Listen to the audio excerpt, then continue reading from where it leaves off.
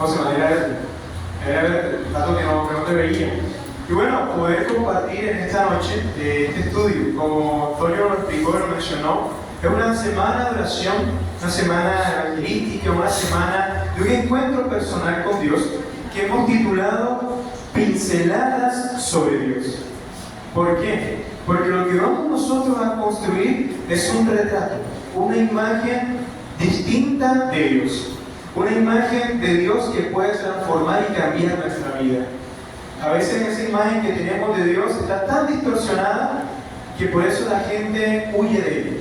Que por eso cuando vamos a decir quiero hablarte de Dios, la gente crea una barrera y toma distancia. Porque la imagen de Dios está distorsionada. Entonces lo que nos queda a nosotros hoy es poder estudiar y poder comenzar a poder pintar, a dibujar esas pinceladas. Y hablando de pinceladas, esta también ha sido titulada, aunque es una pregunta de ¿quién es Dios? Lo hemos titulado también Pincelada Teológica. Ya que justo la teología es la rama que estudia a Dios. Entonces desde ahí tenemos que iniciar. Si queremos construir una imagen de quién es Dios, pues nos toca preguntar ¿quién es Él? Para empezar a construir.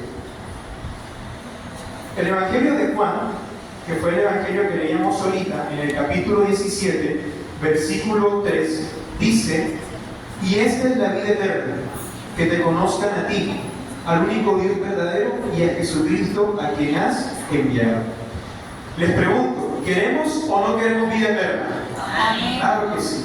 Es por eso que nos toca estudiar, nos toca conocer, porque ahí dice clarito: y esta es la vida eterna, que te conozcan a ti. Oremos para poder iniciar nuestro estudio. Maravilloso Dios y buen Padre, Señor, en esta noche me quiero colocar en tus manos para que tú solamente seas un instrumento, para que tú utilices mi voz para poder compartir tu mensaje y lo que tú esperas. Toca nuestros corazones, habla nuestras vidas y permite que algo especial pueda pasar esta noche. En el nombre de Cristo Jesús. Amén. Amén. Oye, por ahí hay un chico llamado Santiago, ¿cierto? Santiago. Cuéntame, Santi, para ti, ¿qué se te viene a la mente con una pincelada? ¿Sabes qué es un pincel? ¿Has usado pintura? ¿Has utilizado una brocha? ¿No? ¿Nunca has utilizado una brocha? Ah, pero has pintado con esponja, o sea, estamos en otro tipo de trazo. Muy bien, Santi. Santi, ¿tú alguna vez has visto un cuadro, una imagen, una foto? Sí. ¿Y te gustaría llegar a pintar una foto? ¿Sí? Ok, gracias, Santi. Voy a intentarlo. Santi nos dice a nosotros: ¿viste una imagen? Y me gustaría también pintar una de ellas. Jaime, cuando yo digo pincelada, ¿qué viene a tu mente? Un pincel. Ok, ahí tenemos un instrumento con el cual hacemos eso. Mano Magali, cuando yo le hablo de pincelada, ¿qué viene a su mente? Dibujar algo. Con la pincelada a mí se me viene a la mente un trazo. Realmente, como dijo Jaime, utilizando un pincel, ¿cierto? Hacer un trazo y iniciamos. Hoy es la primera pincelada que hacemos de la imagen de Dios. Jesús, tú eres Jesús, ¿no? Jesús, ven acá.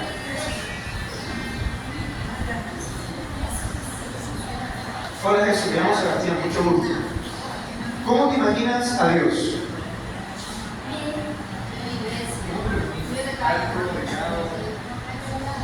Pegado. ¿Te imaginas joven, anciano? Anciano. ¿Por qué anciano? Porque suena bien. Ok, ahí, gracias. Pero Jesús dice que se imagina a Dios alto y anciano. Y bueno, no está profecía lejos de la realidad, ¿cierto? Nosotros normalmente cuando vemos el registro bíblico nos va a presentar que Dios es un anciano de días. Y cuando buscamos definiciones de quién es Dios, cuando nos acercamos a quién es Dios, podemos encontrar definiciones de vida largas, extensas. Como son, podemos encontrar definiciones súper corticas. Una definición cortica de Dios suena un poquito boba, pero una definición muy corta de Dios es: Dios es Dios. Ya. ¿Para qué buscar mayor definición? ¿Quién es Dios? Pues Dios, no es más, ese es Dios. Pero también nosotros nos podemos exclamar a lo que dice la Biblia, como por acá lo mencionaron, como va a estar en 1 de Juan, y es, hablando acerca del amor, dice ahí, Dios es amor. Vamos a buscarlo. En 1 de Juan, en el capítulo 4, versículo número 7.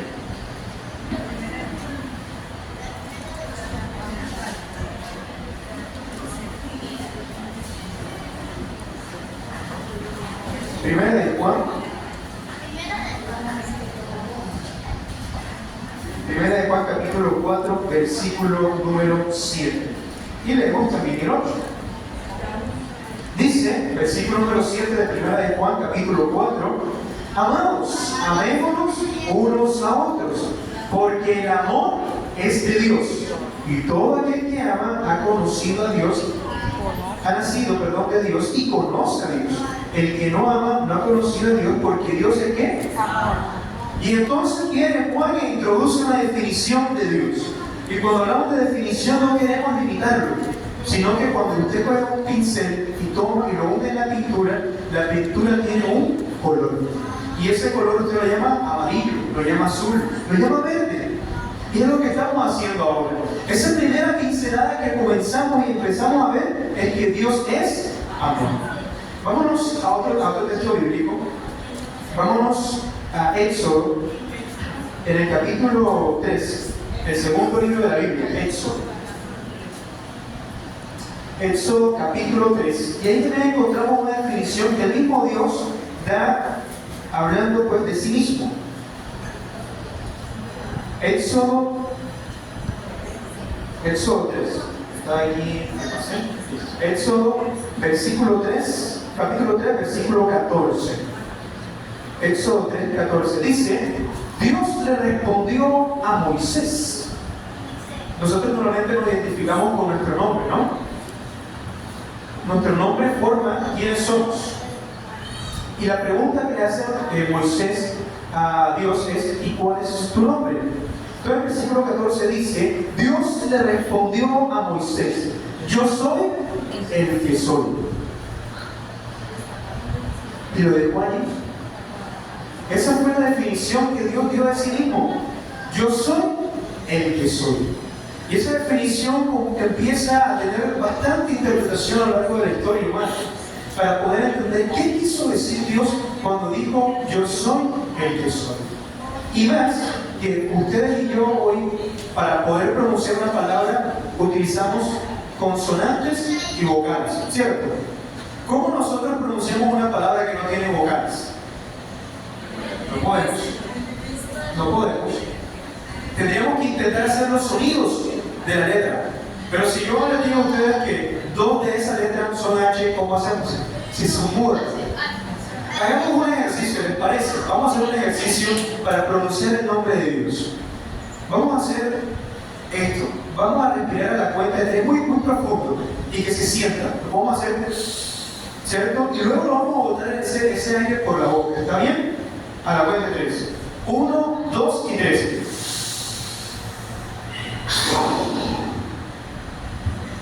Ustedes acaban de pronunciar el nombre de Dios.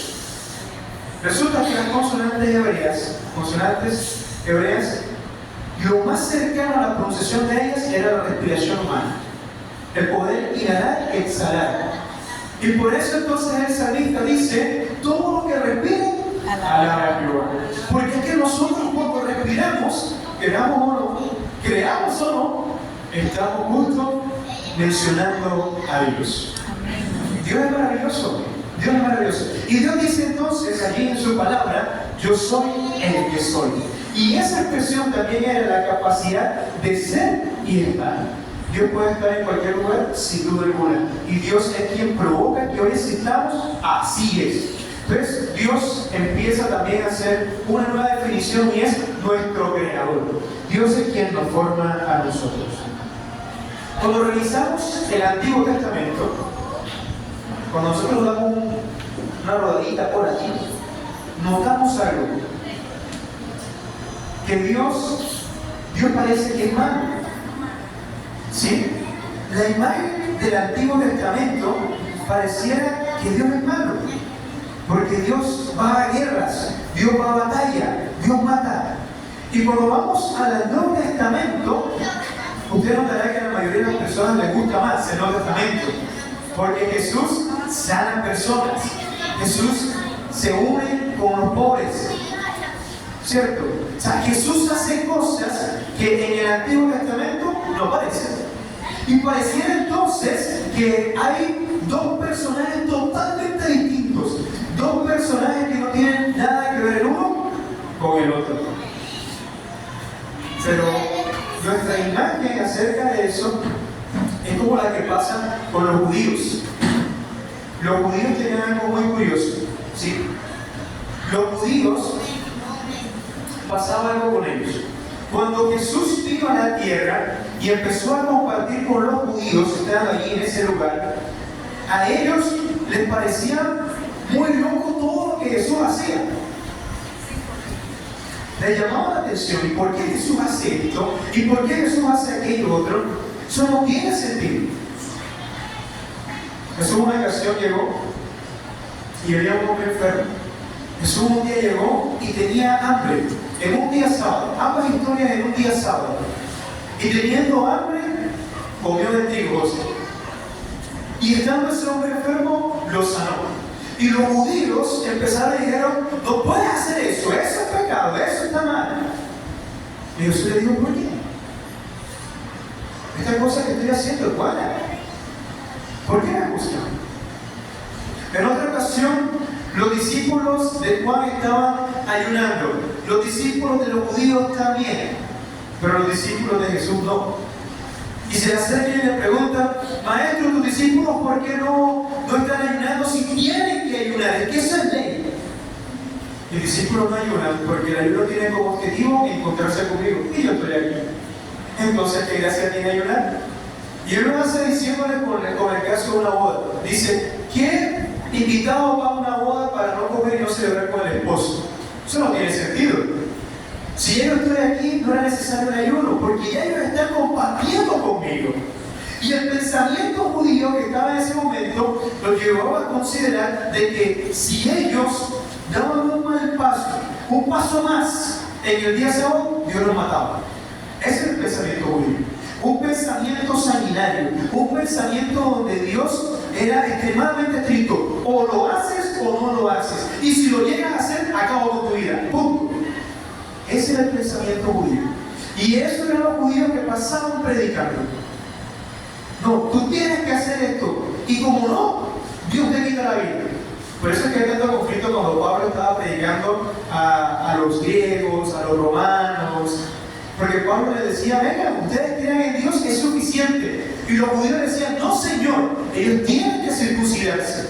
Pablo decía, no. Mientras que el corazón esté dispuesto a Dios, todo está bien.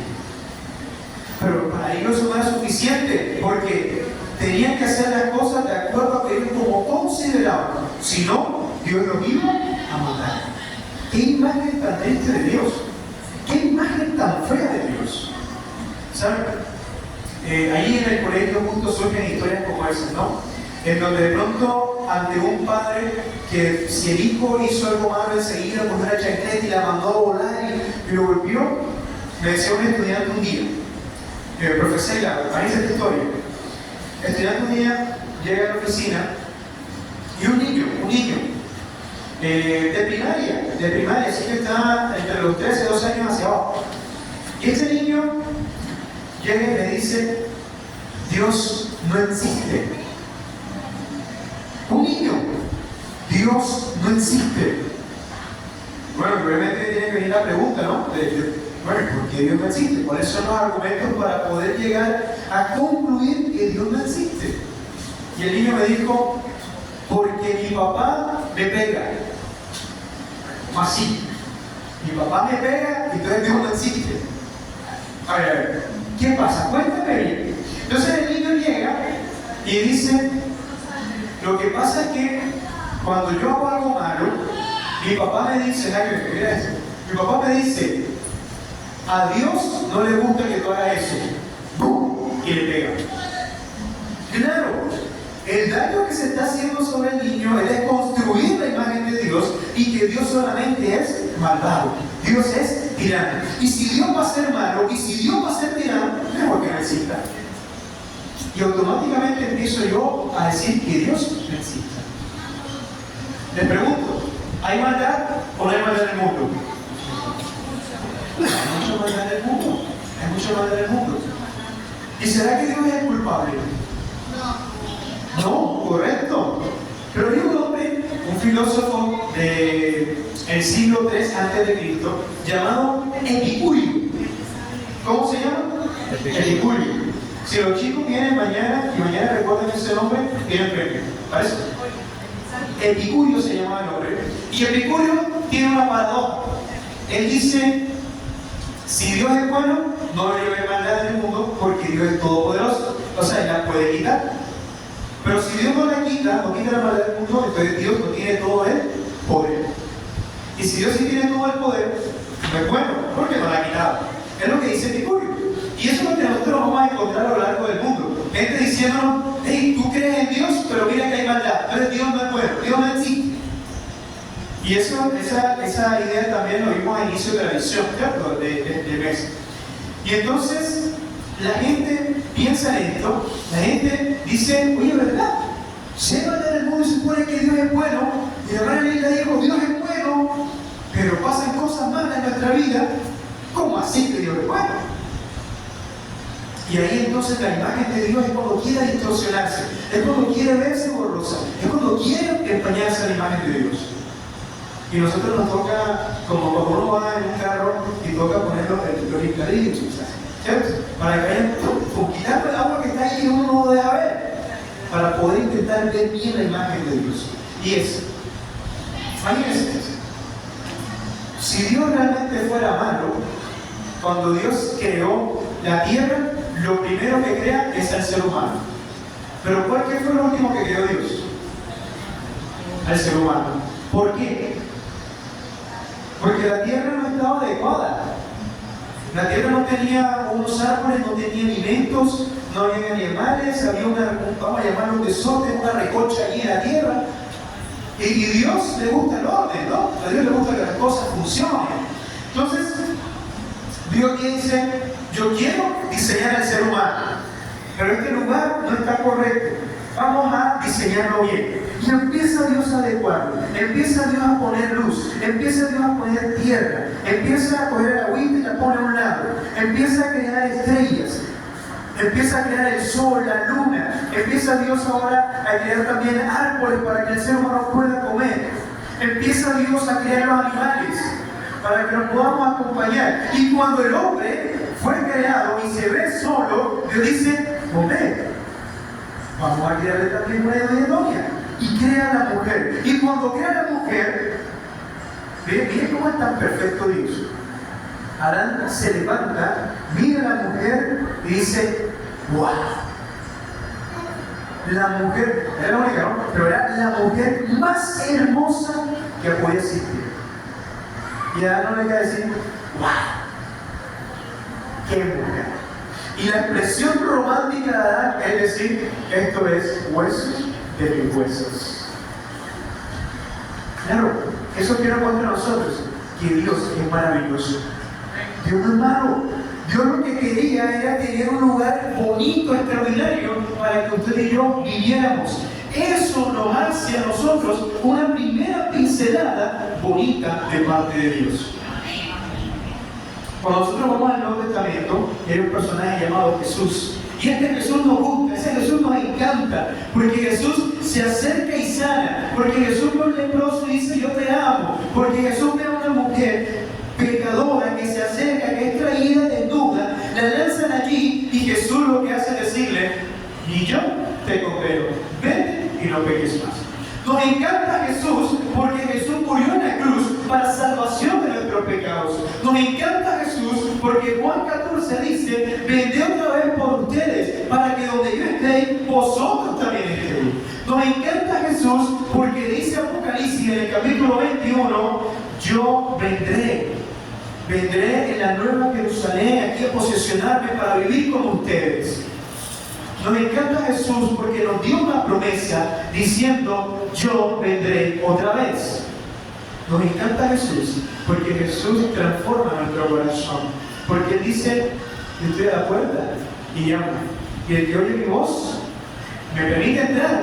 Entraré entonces y cenaré con Él. Y ese Jesús nos encanta porque es un Jesús lleno de amor. Pero a veces queremos poner a Dios a un lado como si fueran personajes diferentes. Como si fueran unos personajes donde uno es malo y el otro es bueno.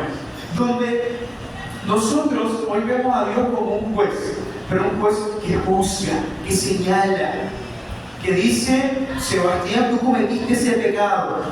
Y entonces ahora pareciera que Dios pone una bola de maldición, de enfermedad, de angustia, preocupación, y como se preparan los lanzadores de béisbol, permíteme el movimiento, nos la lanza Dios. Y allá esa pelota nos golpeó a nosotros, nos dio. No tuvimos la capacidad de recibirla en el guante, sino que nos dio en la cara. A veces pensamos que Dios es así. No cometiste un pecado, toma una maldición, toma una enfermedad, toma una preocupación, un problema. No oraste hoy en la mañana, toma, que te pase algo malo en el día de hoy. Ese no es Dios. Dios no hace eso. Dios sí es juez, pero Dios no es un juez para juzgar y condenar. Dios es un juez para redimir. Dios es un juez que dice, cometiste un pecado, no te preocupes, yo di a mi hijo por amor a ti. Ese es Dios. ¿Cómo lo confirmamos? Acompáñenme a la Biblia donde encontramos las más grandes verdades. Juan capítulo 10, versículo número 30.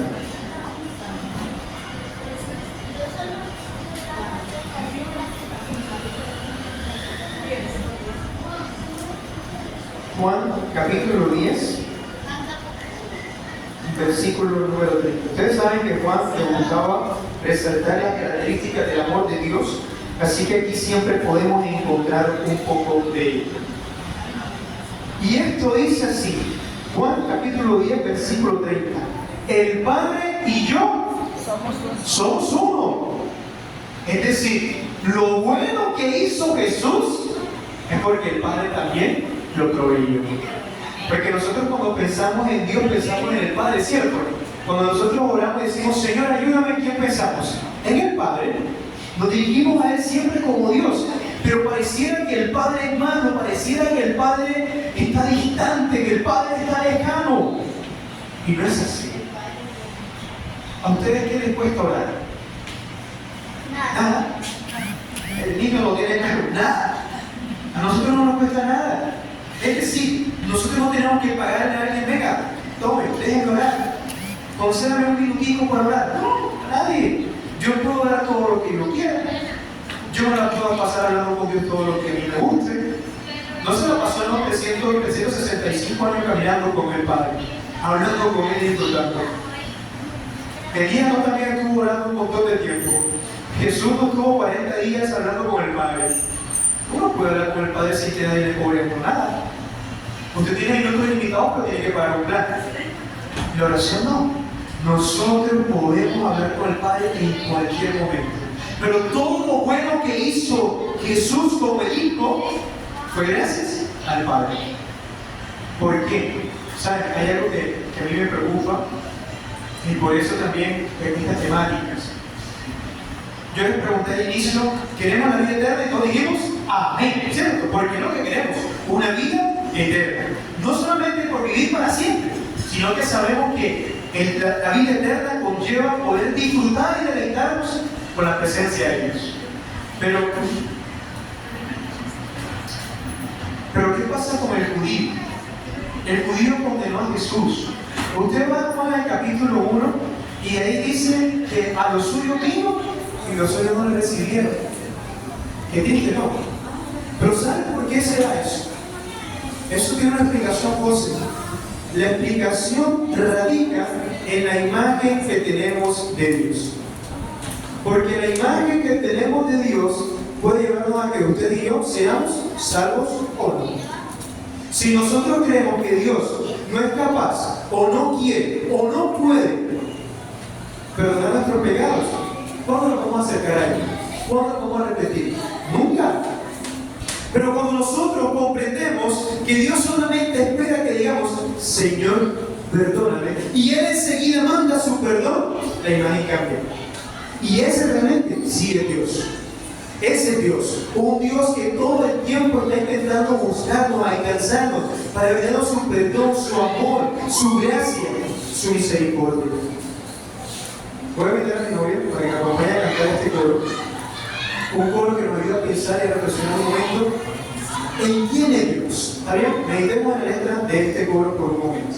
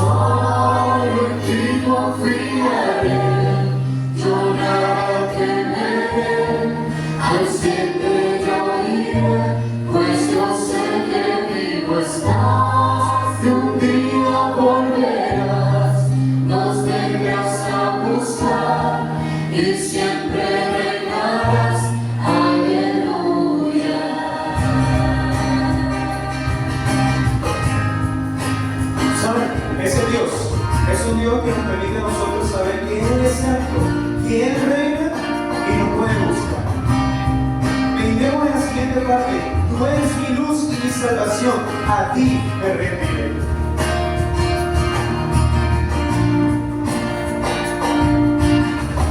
Tú eres mi luz y mi salvación, a ti me rendiré. Mira cómo está bonito.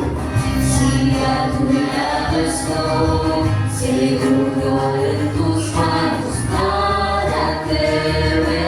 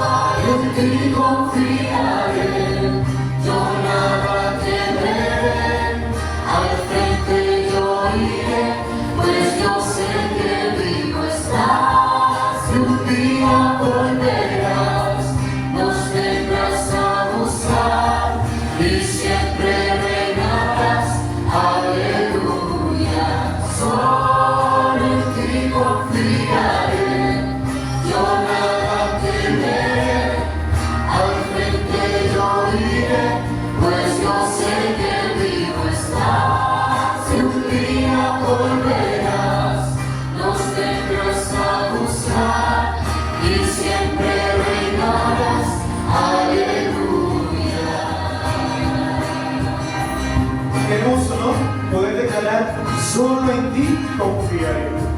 Por eso vamos a decir lo siguiente.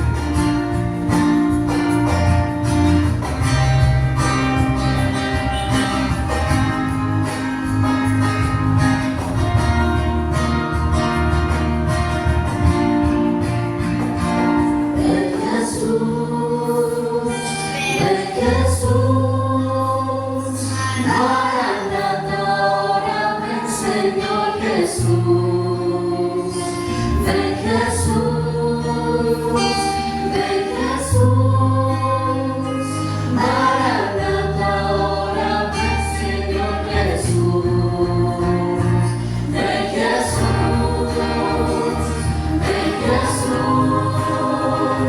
Maranatha, ahora ven Señor Jesús, ven Jesús.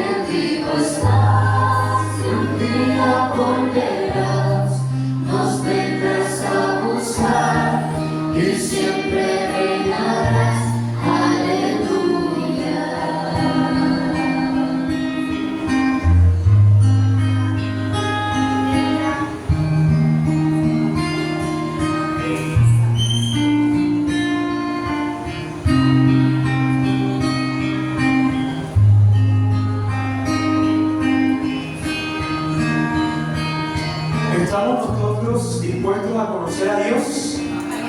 Amén. Porque ahí está la vida eterna, en conocerlo. Hoy nosotros hicimos una pincelada. Hoy nosotros sabemos que Dios no es realmente aquel ser humano que algunos piensan. No es un Dios distinto al que aparece en el Nuevo Testamento. Es un Dios de amor. Es un Dios que cumple promesas. Y termino con lo siguiente. Yo soy un regalo para mis padres. Soy un regalo para mis padres no por el concepto habitual de padres que reciben a un hijo, ¿ok? Sino que mi mamá, orando, a causa de que no podía quedar en embarazo, dijo: Señor, yo necesito un hijo. Yo quiero un hijo. Y dentro de esa historia aparezco yo. El punto llego a la casa y se da en coincidencia un 28 de diciembre. 28 de diciembre, donde normalmente celebramos o homenajeamos o hacemos aquella travesura de inocente mariposa. Así que soy la inocentada más bonita de la familia Barrio Heredia. Y saben, dentro de esto, les menciono de conocer a Dios y de notar que Dios es bueno, no porque mis papás me enseñaron de que Dios es bueno, no porque la iglesia Betel en la cual crecí me dijo Dios es bueno. Y no solamente quiero pensar y creer que Dios es malo, porque obviamente Dios no es malo. Dios ha venido haciendo cosas en mi vida que vamos a estarlo mencionando a lo largo de esta semana, sino que creo que Dios es bueno y creo que Dios cumple sus promesas porque así lo he vivido. Desde ese momento, aunque uno no tenga conciencia, Antonio, y que uno se acuerde de ese tipo de cosas, uno puede saber de que Dios tiene un propósito establecido con la vida de cada uno de nosotros. ¿Y por qué Dios establece un propósito? Porque Dios es bueno. Pero el mayor propósito de Dios es la vida eterna. ¿Saben? Hoy estoy vivo, pero en aquel momento pasaron cosas que mañana les voy a contar. Pero por ahora sepamos que aquella promesa que mis padres esperaron, que se hicieron realidad en su vida, hoy está aquí estoy hablando con ustedes. Y no quedó allí, sino que entonces Dios dijo, hagamos también un milagro. Y por ahí está mi hermano sentado. ¿Por qué? Porque Dios es bueno. Y eso no me lo dijo alguien. De eso yo estoy totalmente convencido. La pincelada que hoy hicimos de preguntarnos ¿quién es Dios? Es ese ser que nos amó a nosotros y nos sigue amando y nos amará sin importar el qué. Ese es Dios. Que Dios nos bendiga. Nos vemos mañana con unos textos donde veremos entonces la misericordia y el amor de Dios. Porque vale la pena estudiar. Para el